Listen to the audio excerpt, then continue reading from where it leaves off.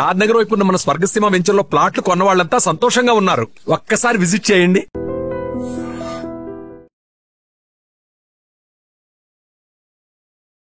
నమస్కారం, welcome to I dream. ధర్మ మార్గం విత్ విజిత కార్యక్రమానికి స్వాగతం.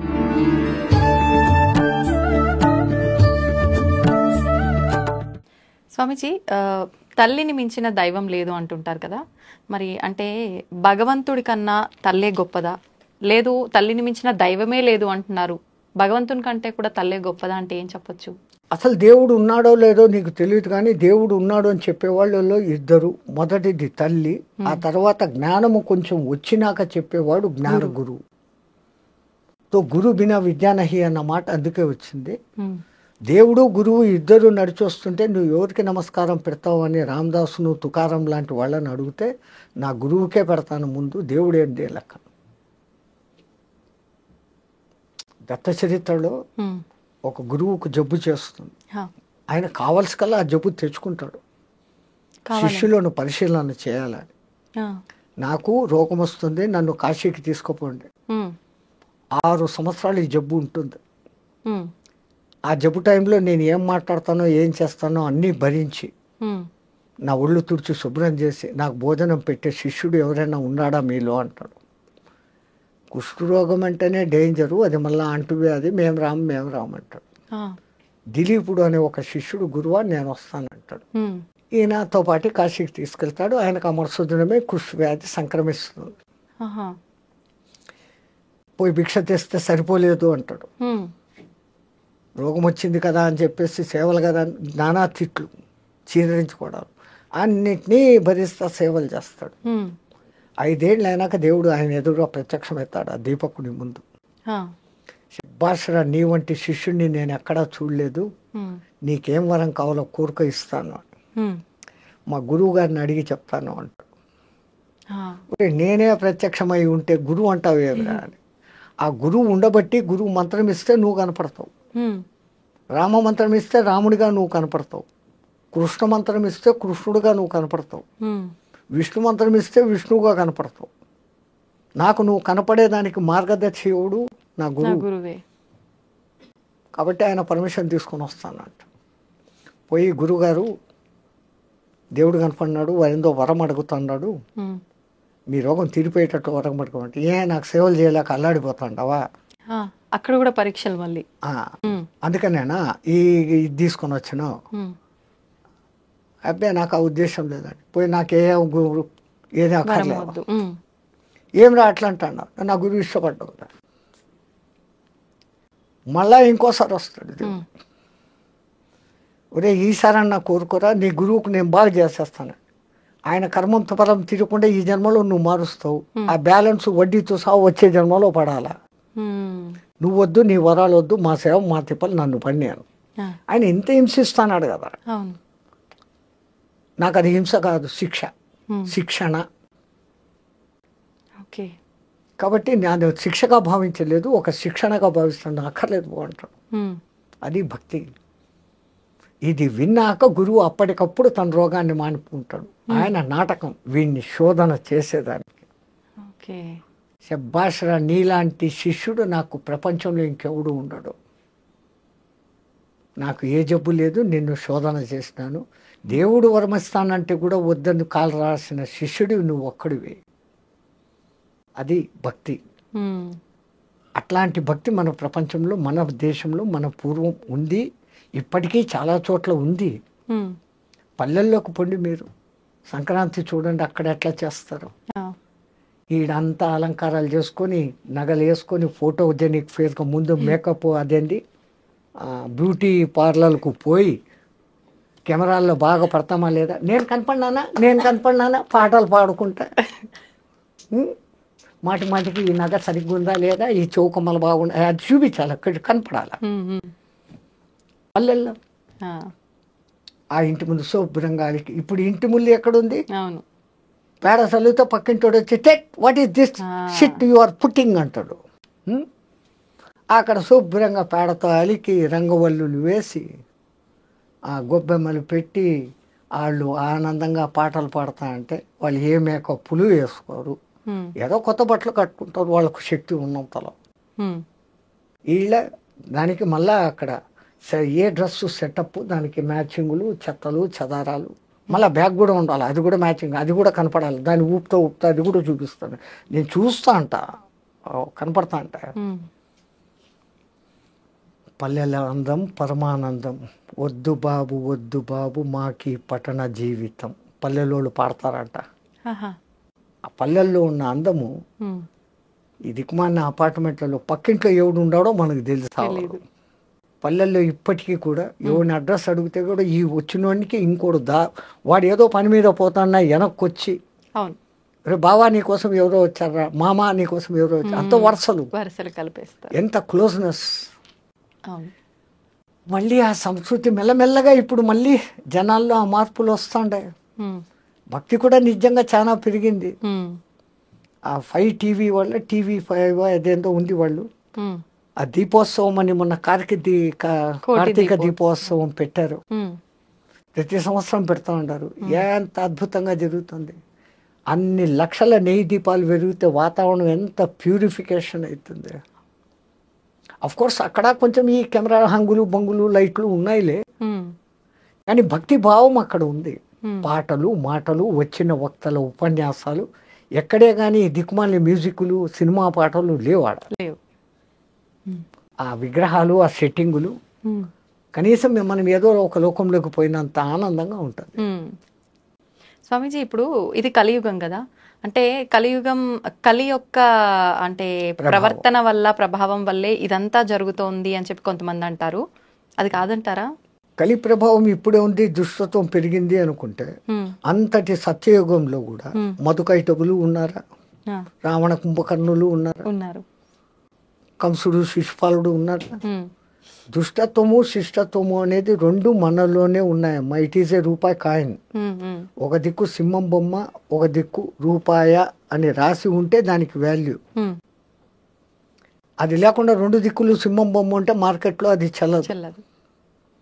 అట్లాగానే మీరు బాగా ఎండలో తిరిగేసి వచ్చి ఏసీ రూమ్లో కూర్చుంటే ఆ ఏసీ ఆన్ చేసి ప్రాణానికి హాయిగా ఉందయ్యా అంటారు.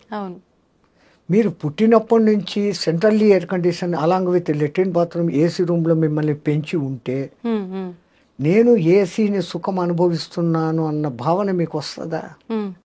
రాదు. ఆ ఎండను చూసినప్పుడు కదా ఇది వచ్చింది. అవును, కష్టం ఉన్నప్పుడే సుఖం విలువ తెలుస్తుంది. అలాగే ఒక చెడ్డ కంపు వాసన చూశారు, ఆ తర్వాత గులాబీ దగ్గర వాసన చూశారు. కంపు నుంచి గులాబీ శ్వాసన అంటారు. సో అది ఉండబట్టి మీకు దీని విలువ తెలుసు. అది లోకంలో ఉండాల్సిందే, ఇది ఉండాల్సిందే. టు కంపేర్, దాన్ని చూసుకొని అలా ఉండకూడదు, ఇలా ఉండాలా. ఈ రెండిటికి విచక్షణ అనేది దేవుడు నీకు ఇచ్చాడు, దాన్ని నువ్వు వాడుకో. ఏ యుగమైనా ఏ కాలమైనా పేరుకు కలికాలం అంటే ఇట్లే ఉంటుంది అని అంటాం. 12 రూపాయల జీతం వచ్చేటప్పుడు తులం 90 రూపాయలు. వాడికి ఆ ఒక్కొక్క రూపాయి 90 రోజులు మిగలబెడితే తప్ప ఒక్క తులం వాడు కొనలేడు. ఇప్పుడు 70,000 జీతము, తులం 90,000. వీడికి అదే తిప్పలు. వీడి 70,000లో వాడిని కొంప చూసుకోవాలి, 10,000 రెంట్ కట్టుకోవాలి, పెట్రోలు బంకు కార్లు, దీనికే 300 పోతుంది. రేట్లు పెరుగుతాండాయి హో అని ఏడుస్తున్నాం, జీతాలు పెరిగినాయని సంతోషిస్తున్నాం. అప్పటిది ఇప్పటిది రెండు ఒకటే. రూపాయికి 2 చాటాల బియ్యం అప్పుడు వస్తాండేది, ఇప్పుడు ఏమైతుంది? అదే పైలే ముఠ్ఠీ భర్ పైసే లేకర్ జాకర్ थैली भर सब्जी लाते थे, अब थैला पर पैसा जाता है, ముఠ్ఠీ భర్ సబ్జీ నై ఆతా హై అని ఒకడు పాట పాడతాడు. महंगाई महंगाई तू कहाँ से आई, तुझे तो मौत न आई. సంచి నిండా డబ్బులు తీసుకుని పోతే పిడికడి నిండా కాయగూరలు రావడం లేదు. ఒకప్పుడు పిడికడకు నువ్వు కాసులు తీసుకొని వెళితే సంచి నిండా కాయగూరలు వచ్చేటి. మెహంగాయి, అధిక ధరలు, నువ్వు ఎక్కడి నుంచి వచ్చావు, నీకు సావు రాదేమే అని పాడతాడు ఒకడు ఒక సినిమాలో. ఆ కవి ఎంత ఊహించి ఎంత అద్భుతంగా రాశాడు. కవి అంటేనే భవిష్యత్తును దర్శించేవాడు. ఆ సినిమా ఎప్పుడో ఇప్పటికి 30-40 ఏళ్ల కింద వచ్చింది అది. ఇప్పుడు అట్లాంటి సినిమాలు లేవు, మంచి సందేశాన్ని ఇచ్చే సినిమాలు లేవు. మంచి సందేశం అన్నారు కాబట్టి స్వామీజీ, ఇప్పుడు ఈ మధ్య కాలంలో మన పురాణాలకు సంబంధించి మహాభారతాలు, ఈ గ్రంథాలకు సంబంధించి చాలా సీరియల్స్ వస్తున్నాయి కదా, అవి చూడడం వల్ల మనకు నిజంగా మంచి ఆ జ్ఞానం సీరియల్ను కూడా వక్రించి రాస్తాండారే. ఆ సాయిబాబా కథలోనే వస్తాండే. సాయిబాబా చరిత్రలో ఎక్కడైనా ఉన్నాయా అవి? అంటే వాళ్ళ ఉద్దేశం మంచిది. సాయిబాబా మహత్వం ఇట్లా కూడా ఉంటుంది అనేసి ఒక్కొక్క ఎపిసోడ్లో చూపిస్తాడు. అవును. కానీ శివుని పట్ల చూపించే కొన్ని పురాణాలు ఉంటాయి. వాడి ముఖమే శివుని ముఖంలాగా ఉండదు. ఏందో రావణాసురుడు శివుని కోసం బంగారు భవనం కట్టించాడంట, వీళ్ళు గృహప్రవేశం చేశారంట. అది ఏందది? పురాణాన్ని వక్రిస్తూ తీయకూడదు. అట్లా చేస్తా అంటే గవర్నమెంట్ చర్యలు తీసుకోవాలి. అది తీసుకోవడంలే. ఏమంటే స్వతంత్రం, నా ఇష్టం వచ్చినట్టు నేను చేస్తాను, తీస్తాను. ఈ వ్యవస్థ మారాలమ్మా. దేశం బాగుపడాలంటే కొంచెం దండా ఉఠానాచి పడేగా. మనవి సనాతన ధర్మం ఇది. దీన్ని వక్రీకరించినోడికి జైలు శిక్ష అని ఏంటి? ఇట్లాంటి చెత్త సినిమాలన్నీ వస్తాయా? అవును.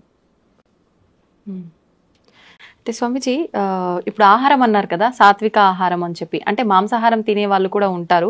ఈ మధ్య కాలంలో అసలు మాంసాహారం తినాలని ఎక్కడ రాసి పెట్టలేదు. మాంసాహారం తినడం తప్పు, అది నిషేధం అని చెప్పి చెప్తున్నారు. మరి నిజంగా మాంసాహారం తినడం తప్పు అయితే మనకు కొన్ని ప్రాంతాల్లో దేవతలకే బలిచ్చి దాన్ని నైవేద్యంగా నివేదన చేసి తినే ఒక సాంప్రదాయం కూడా కొన్ని ప్రదేశాల్లో ఉంది. మరి మాంసాహారం నిషేధం అని ఎలా చెప్తారు? కరెక్ట్ మీరు అన్నది. దేవతలు బలి అడుగుతారు, ఆ బలి వాళ్ళకి ఇవ్వాల్సిందే. బలి ఇచ్చినారు, మళ్ళీ ఇచ్చిన దాన్ని ఇంటికి తెచ్చుకొని తింటున్న దేవుడు. అలా తెచ్చుకో. నీ జిహ్వ చాపల్యానికి దాన్ని దేవుని పేరు చెప్పి బలి ఇచ్చి నువ్వే తింటున్నావు. దేవత తింటుగా. కానీ దేవత కోడిని అడిగింది, మేకను అడిగింది, దున్నపోతును అడిగింది. ఏ మేక, ఏ కోడి, ఏ దున్నపోతు అనేది మనకు అర్థం కాక అవి ఇస్తాను. మనలో ఒక కోడి ఉంది, మనలో ఒక మేక ఉంది, మనలో ఒక దున్నపోతుంది. ఏంటి స్వామి? వాటిని బలి ఇయ్యరా అంటుంది. అవేంటి? కోడి ఏమంటుందమ్మా? కుక్కు అంటుంది. కోరిక కోరిక కోరిక అని మనం అంటున్నాంగా. అవసరమైనటివి, అవసరం లేనటివి, దిక్కుమాలిన కోరికలు కోరుకుంటాండామే. నీ అతి కోరికలోనే ఆ కోడిని నాకు బలి ఇచ్చేరా. ఎంత నువ్వు కోరికలు తగ్గించుకుంటే నువ్వు అంత హ్యాపీగా ఉంటావు. కోరికలు ఉండాల్సిందే. అతి కోరికలు, దురాశ కోరికలు, ఆశ దురాశ అంటాం కదా, అత్యాశ, అవి ఉండకూడదు. ఆశ ఉండాల, కోరికలు ఉండాల. నేను బాగుండాలా, సమాజం బాగుండాలా, అందరూ బాగుండాలా. ఇది ఎట్లుంది? నేనే బాగుండాలా అనేది ఎట్లుంది? అటువంటి కోడిని నాకు బలి. ఇంకా మేక అదేమంటుంది చెప్పండి? శబ్దం చేసి చూపించాలా స్వామిజీ? మే మే మే అంటుంది. మై మై మై, నాది నాది నాది. అమ్మో, ఇంత అర్థం ఉంది. నాది కాదురా, మనది మనది అనడం నేర్చుకో. నీలో ఉన్న ఆ నాది అని అరిచే ఆ మేకను నాకు బలి. ఇంకా మీ తెలుగులో అంటారు దున్నపోతు మీద వాన కురిసినట్లు. అవును అవును. ఎవడు ఎట్లా పోతే పర్వాలే, ఎవడు మంచి చెప్పినా వినేది లేదు, నా దారి నాది. అవును. అదే బఫెలో అంటారు కదా దున్నపోతుని ఇంగ్లీష్ లో. ఇప్పుడు మనం అందరం బఫెలోలమే. అంతే అంటారా? ఎందుకంటే బఫేలోకి పోయి డిన్నర్ చేస్తాం కదా. కరెక్టే కదమ్మా. ఆడ ప్లేట్ ఎత్తుకొని పిచ్చకాడలాగా కూర వేయి, పప్పు వేయి, సాంబారు వేయి అని అడుక్కుంటా తినేది. నిలబడి నడుచుకుంటా తినేది. దున్నపోతులే కదా ఆ పని చేసేది. మనం ఏం చేస్తాం? శుభ్రంగా ఒక పీట కూర్చుని ఇంకో పీట ఎత్తుగా వేసి, భోజనానికి ఎత్తు పీట వేసి, మనం చాప మీద కూర్చొని దాన్ని 3 సార్లు సంప్రోక్షణ చేసి దేవునికి అర్పించి ప్రసాదంగా తింటాం. అది తినే పద్ధతి. అన్నం తినేటప్పుడన్నా ప్రశాంతంగా కూర్చోకుండా వాటితో మాటలు, ఈయనతో మాటలు, ఆడొక చెంచా ఈడొక చెంచా, ఏం తిండేది? మాకు టైం లేదు కదా. ఒకసారి అడిగాడు ఒక ఆయన, ఏం నాయన ఇంత లేటుగా వచ్చినావు? బఫేకి పోయి వస్తున్నావు. అవును, నువ్వు బఫేల్లో పోయి వచ్చినావు, బఫేల్లో అయ్యి వచ్చినావు. ఏం స్వామి అన్నాడు. మళ్ళీ బఫేలో చేసే పని నువ్వు చేస్తాడు. అది పోతా పోతా గట్టి కనపడిందంటే తింటా పోతానే ఉంటావు. సో ఆ లక్షణాలు కావు. నీలో ఉన్న ఆ అలసత్వం, హా. అవికారత్వము, ఉమ్. అటువంటి దున్నపోతు నీలో ఉంది. ఉమ్. నువ్వు దున్నపోతు కాదు, మనిషివి. నీలో ఉన్న ఆ దున్నపోతును మాకు బలి దేవతలు కొడతారు. ఉమ్. వాళ్ళు కోరుకున్న అసలు బలి అది. మనం జిహ్వ చాపల్యానికి నోరై మసాలా పక్కింట్లో ఎవడో వండాడు, మనం వండాలి. అవును. ఓకే. ఇంకా కొంతమంది వాడి కోడికూర తినాలని ఉంది, ఇంట్లో తినకూడదు అని అన్నారంటే ఆ. వాడికి ఆ రోజు పూనకం వచ్చేస్తుంది. అమ్మోరు నన్ను అడిగారు 2 కోళ్ళు ఇయ్యి అని. ఆ. ఇంకా చచ్చినట్లు అమ్మోరు అడిగారు, కోళ్ళు ఇస్తారు. ఇచ్చినాడంటే వీడి ఇంటికి తెచ్చుకొని దాన్ని జుట్టు పీకి కోడి పీకి అది చచ్చేటప్పుడు అది ఎంత బాధపడుతూ వస్తుందో ఉమ్. ఆ బాధే మనకి ఇప్పుడు శాపాల. ఈ దిక్కుమన్న కొత్త కొత్త రోగాలు, ఈ ప్రకంపనాలు, ఈ ప్రకృతి ప్రకోపాలు వచ్చేదానికి కారణం ఉమ్. ఆ జంతు ఘోష. మరి ఇప్పుడు సాత్విక ఆహారం అంటే మొక్కలకు కూడా ప్రాణం ఉంటుంది కదా గురూజీ, అది కట్ చేసిన తర్వాత దాన్ని కూడా చంపినట్టు అవదా? మేక కాలు ఇంచేసి కోసుకొని తిన్నాం, మేకకు మళ్ళీ కాలు వస్తుందా? రాదు. మీరు చెట్టు నరికేయండి, చిగురు వస్తుంది మళ్ళీ. దేవుడు మనకి ఇచ్చాడు ఇది. ఇప్పుడు మాంసాహారం తినే జంతువులను మనం ఏం పేరు పెట్టి పిలుస్తాం? క్రూర జంతువులు అంటున్నాం. అవును. కూరలు ఉన్నాయి దానికి, దాని పేగుల డిస్టెన్స్ తక్కువ. అది ఒకసారి తిన్నాక 4-5 రోజుల వరకు దానికి అరగదు. బాగా తిని నిద్రపోతున్న సింహం దగ్గరికి మీరు పోయినా అది మళ్ళా మన మీద పంజా విసరదు. అది ఫుల్లీ సాటిస్ఫైడ్. దానికి ఆ తిండి దేవుడు ఇచ్చాడు. ఓకే.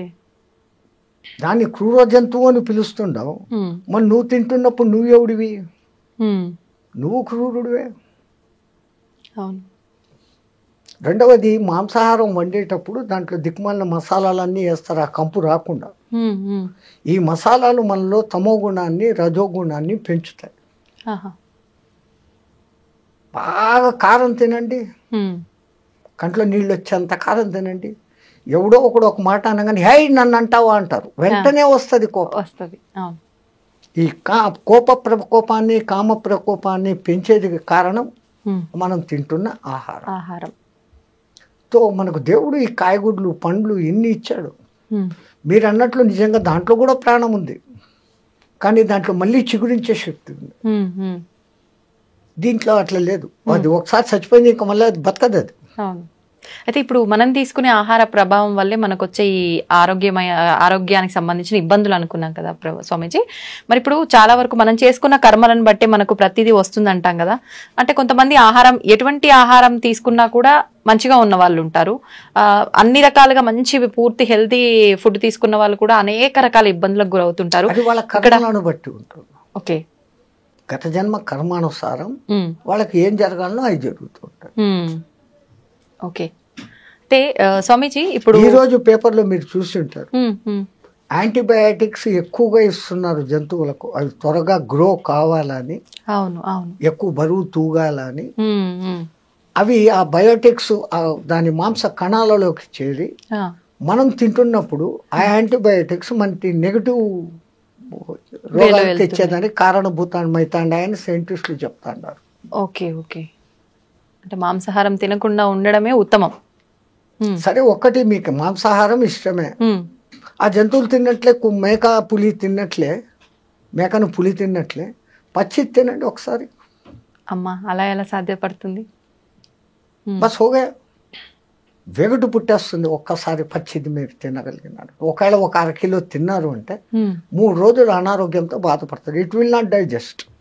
దాన్ని చండాలంగా ఉడకబెట్టి దాంట్లో ఏందేందో మసాలాలు వేసి మిగిలితే మళ్ళీ ఫ్రిడ్జ్లో పెట్టి 2వ దినం వేడి చేసి ఇట్లాంటి ఫుడ్లన్నీ తినడం మూలంగానే మన మెటబాలిజం, టైం క్లాక్ అన్ని దెబ్బతింటాను. కొన్ని ప్రాంతాల్లో పచ్చి మాంసం తినే మానవులు కూడా ఉన్నట్టుగా మనం చూస్తున్నాం. వాళ్ళు హ్యాబిచ్యువేటెడ్, వాళ్ళకు తరతరాలుగా వాళ్ళ జీన్స్ అది ఉంది. ఓకే. మనము తరతరాలుగా భారత రామాయణ కాలాల నుంచి ఆ ఋషిమునులు అందరూ కూడా సాత్విక ఆహారం.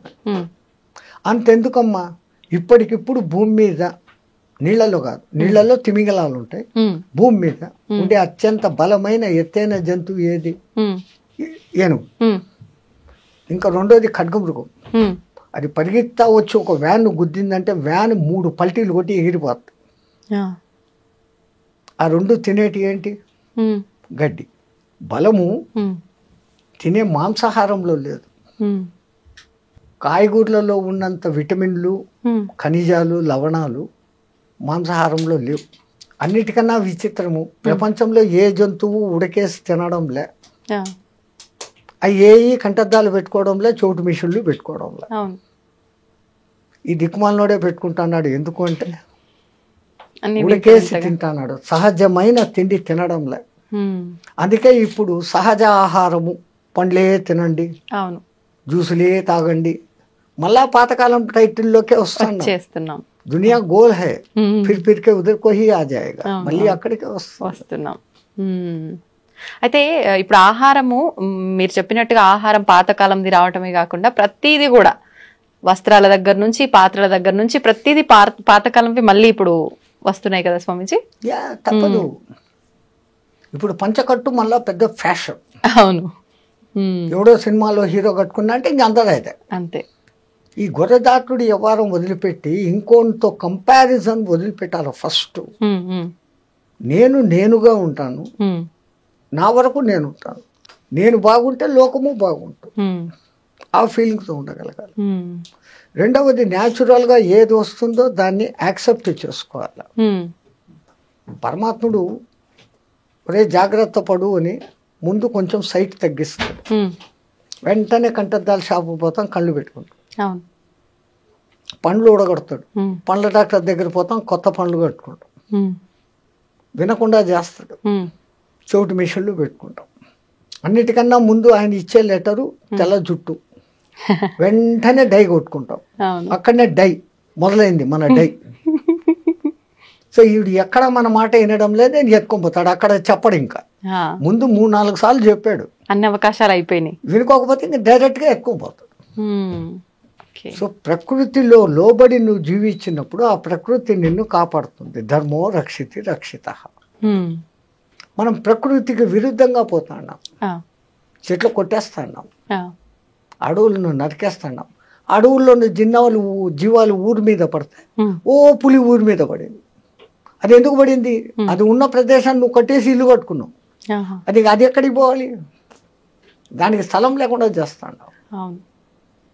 దాని మానాన దాన్ని వదిలిపెట్టి నువ్వు అడవిలో కాకుండా నీకు ఉన్న కొద్ది స్థలంలో నువ్వు కట్టుకుంటే లే, ఒక్కడు ఉండేదానికి 6 బెడ్రూమ్లు ఇల్లు కట్టుకుంటాడు, అవసరమా?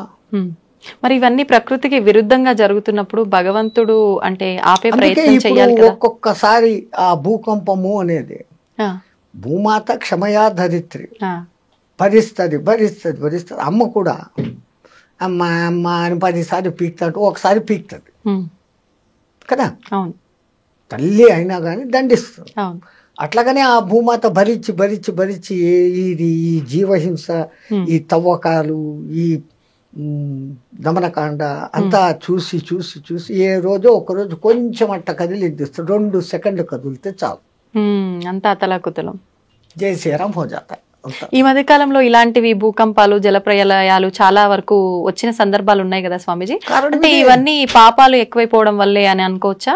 ఇప్పుడు ఇంతకుముందు ఇంత వాహనాలు లేవు, అవును, వాతావరణం కాలుష్యమైంది, అవును, ఓజోన్ పొర దెబ్బతినేంత లెవెల్కు పోయింది. కార్బన్ డైఆక్సైడ్, కార్బన్ మోనాక్సైడ్, ఈ 2 పెరిగిపోయినాయి. అవును. పోనీ వాటిని గ్రహించుకొని ఆక్సిజన్ ఇచ్చే చెట్లను ఏం చేస్తున్నారు? నరికేస్తున్నారు. ఏమైపోతుంది మళ్ళీ?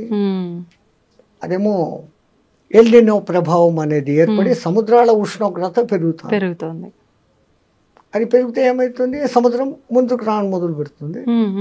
మెల్లగా ఈ ఓడరేవులు మెల్లమెల్లగా మునగను మొదలు పెడతాయి.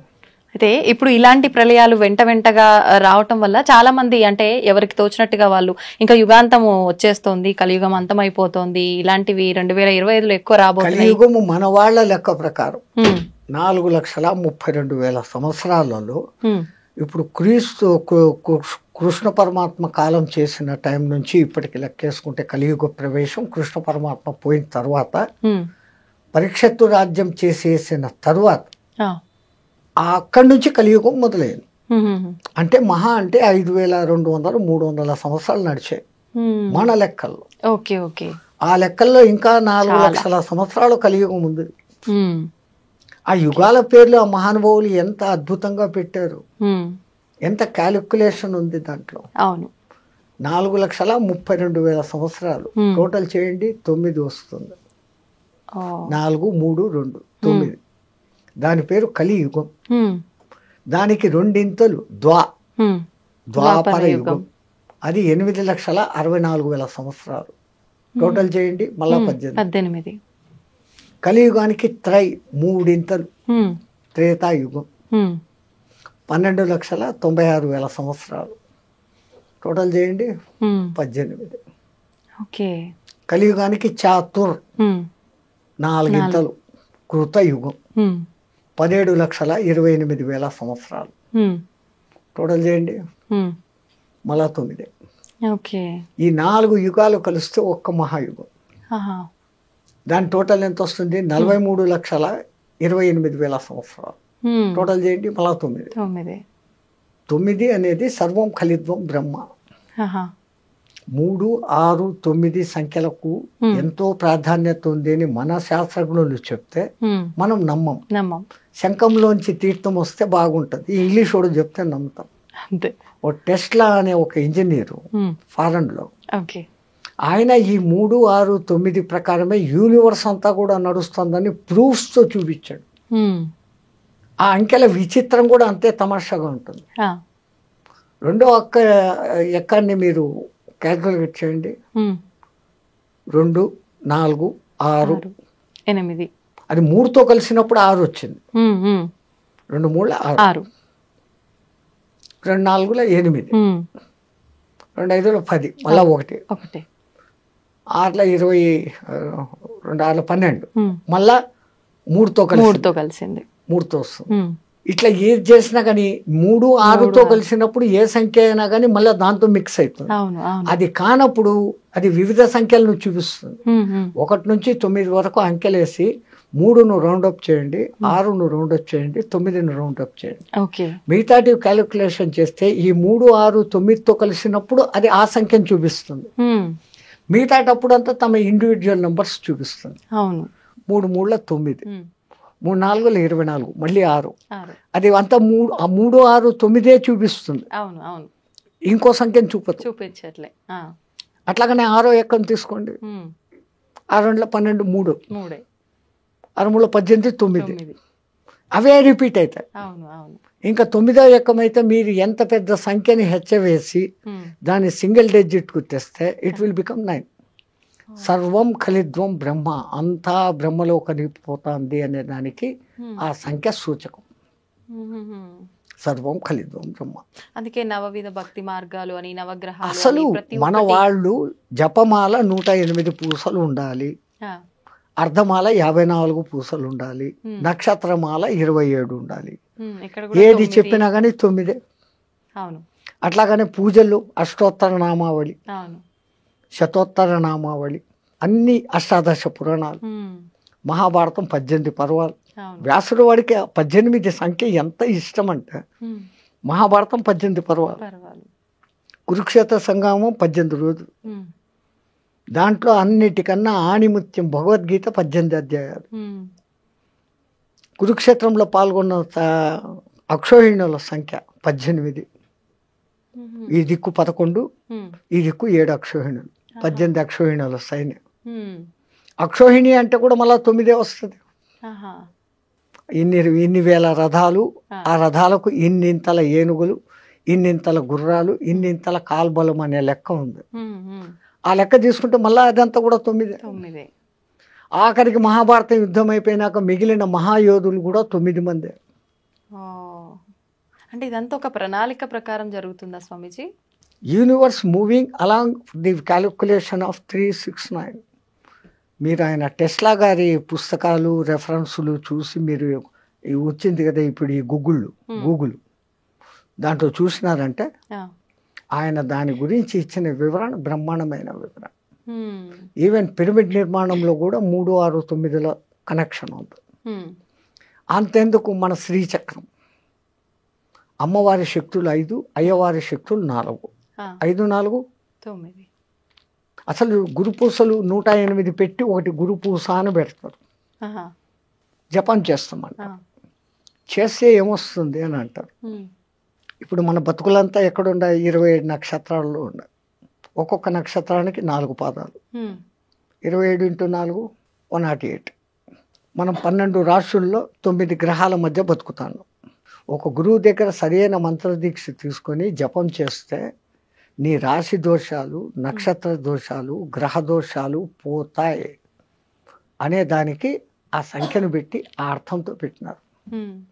అయితే ఇప్పుడు ఎవరికి తోచినట్టు వాళ్ళు ఇప్పుడు ఇలా వీడియోల రూపంలో ఎవరైనా చెప్పింది పట్టించుకొని ఆ మంత్రం కానీ శ్లోకం కానీ ఎవరికి వారంటే పలానా ప్రాబ్లంకి ఈ మంత్రం పారాయణ చేయండి, జపం చేయండి అని చెప్తూ ఉన్నారు. అలా ఎవరికి వాళ్ళు చేసుకుంటున్నారు గురు ఉపదేశం లేకుండా. అది నిజంగా ఫలిస్తుందంటారా స్వామీజీ? దాని ఫలితం చాలా లేట్ అవుతుంది. గురు ద్వారా తీసుకోబడినప్పుడు నేను ఇప్పుడు గురువు ఛత్ర ఛాయలో ఉన్నాను, నాకు ఒక గురువు ఇచ్చినాడు అన్న ఒక సగం బలంలో ఎంట్రీ అవుతుంది. అవును. పుస్తకాలు చూసేసి ఎవడో టీవీలో చెప్పేశాడు అది వినేసి చేసుకుంటే అది కాదు. గురుమంత్రం ఇవ్వడము ఎంత విధానం పెట్టారు మన పెద్దలు. ముందు వాడు మంత్రం తీసుకునేకి అర్హుడా కాదా అనే దానికి ఆ కాలంలో కొంతకాలం నా దగ్గర సేవ చేయి, ఆ తర్వాత నీకు దీక్ష ఇస్తాననే వాళ్ళు గురువులు. ఊరికి ఇచ్చే వచ్చి ఏదో 10,000 డబ్బులు తీసుకో, దక్షిణ ఇన్ని పండ్లు బట్టలు తీసుకో, ఇచ్చే మంత్రం అంటే ఇచ్చేస్తాండారు. అందున నీకే దేవుడు ఇష్టమో అడిగి ఆ మంత్రం ఇస్తాండారు. అట్లా జరగదు ఆ కాలంలో. అసలు ప్రశ్నోపనిషత్తులో ఎంత అద్భుతంగా చెప్పాడమ్మా.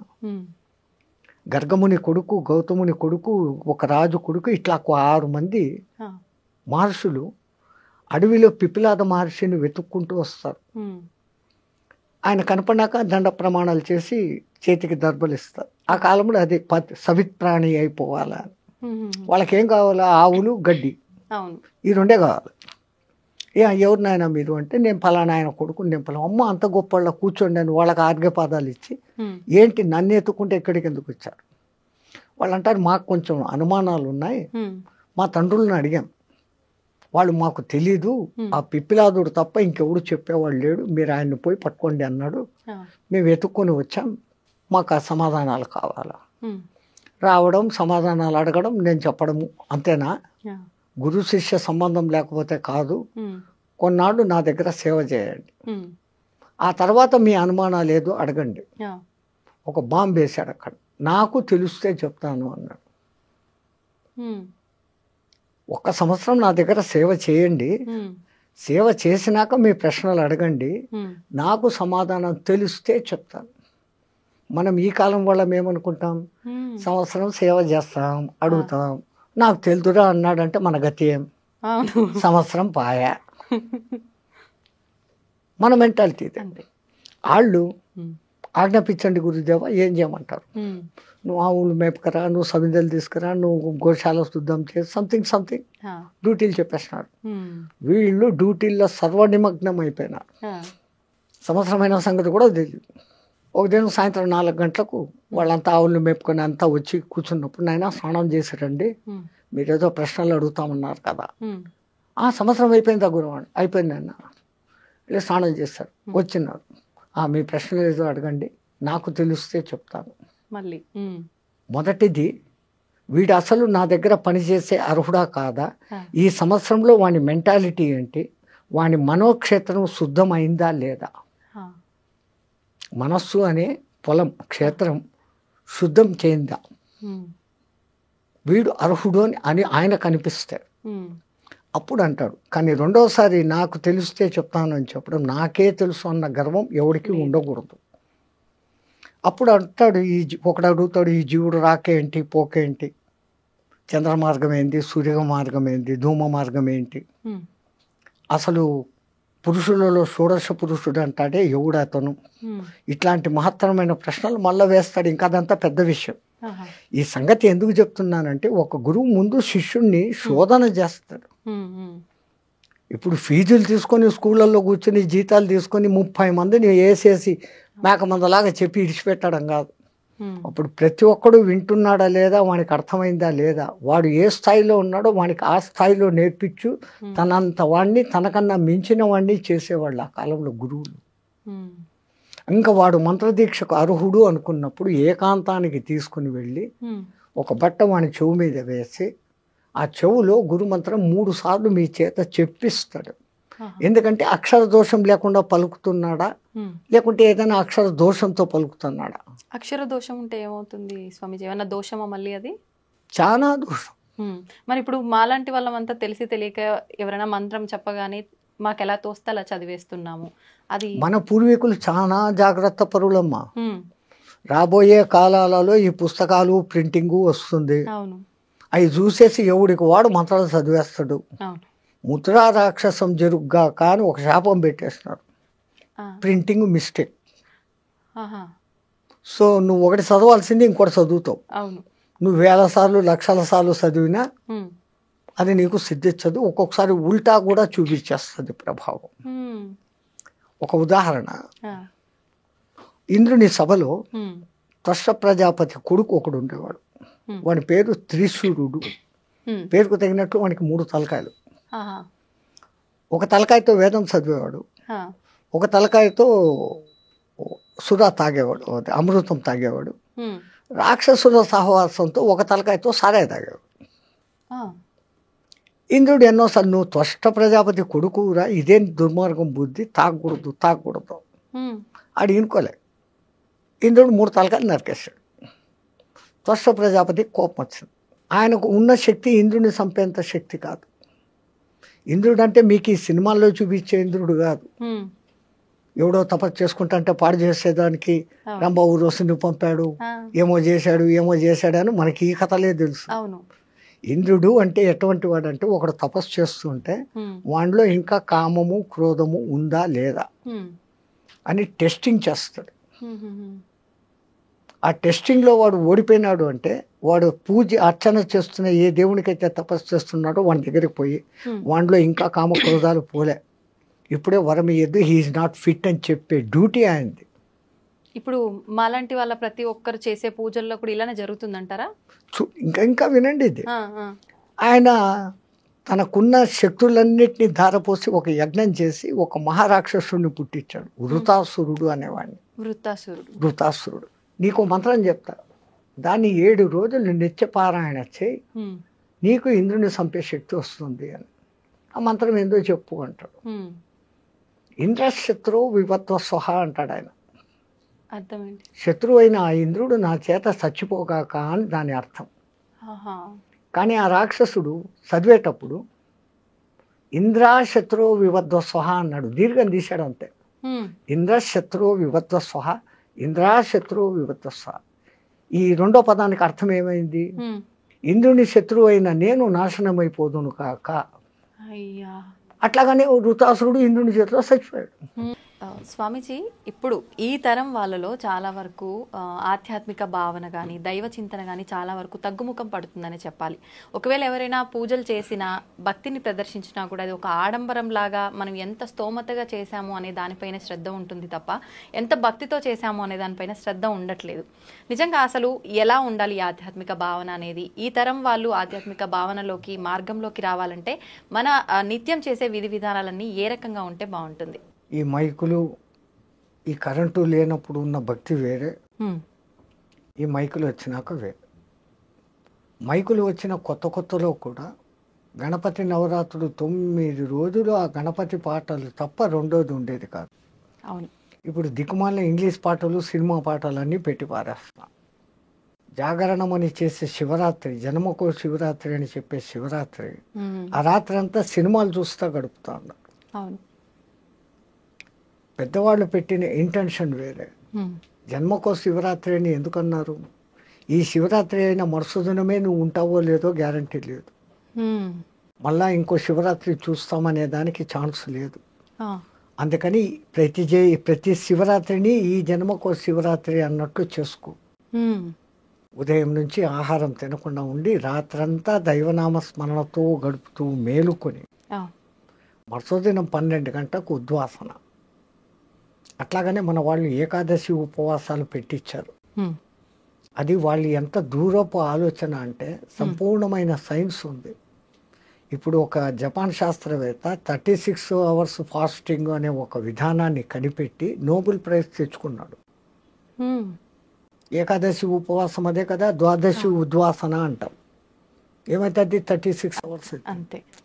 36 hours మీరు ఎప్పుడైతే ఫాస్టింగ్లో ఉంటారో మీ మెటబాలిజం తనను తాను రెక్టిఫై చేసుకుంటూ మీలో రెసిస్టెన్స్ కెపాసిటీని పెంచే గుణాలు దానికి వచ్చేస్తాయి ఆటోమేటిక్గా.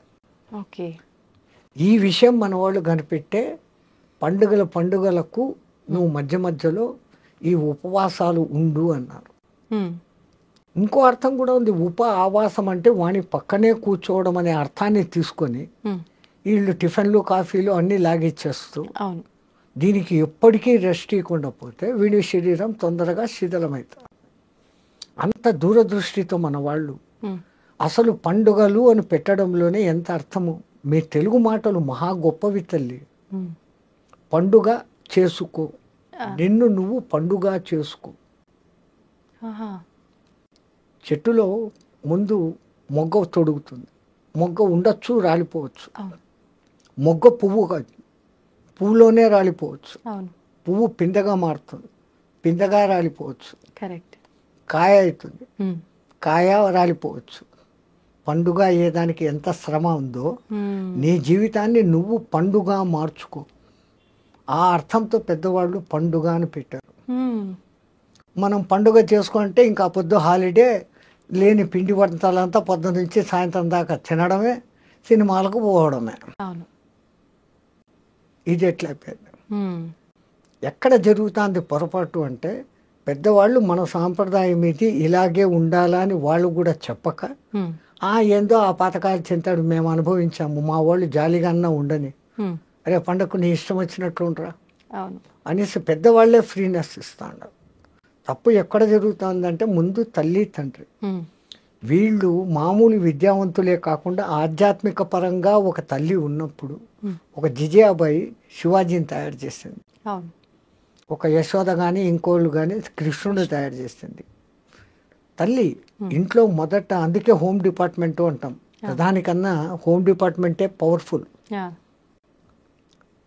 హోమ్ డిపార్ట్మెంట్ బాగుంటే అన్నీ బాగుంటాయి. అట్లాంటిది ఈ కాలపు తల్లుల బాధ్యత పిల్లవాళ్ళలో భక్తి బీజాలు కూడా నాటాలి. ఇప్పటి నుంచే భక్తి ఎందుకు, రిటైర్డ్ అయినాక చూసుకుంటాం. రిటైర్డ్ అయ్యేంత వరకు నువ్వు ఉంటావా? తవ్వుతున్న శివలింగం సరే దాన్ని అట్లా కప్పేసేయండి, చూపించదండి. మూర్తి పూజ కాదు, సాక్షాత్ బ్రజేంద్ర నందన భగవాన్ ఉన్నారు మూర్తిలో. ఏమీ ఆశించకుండా ఆరాధించే వాళ్ళు కూడా ఉన్నారా ప్రభుజీ? నిజమైన భక్తి అంటే మనకు తెలియదు కాబట్టి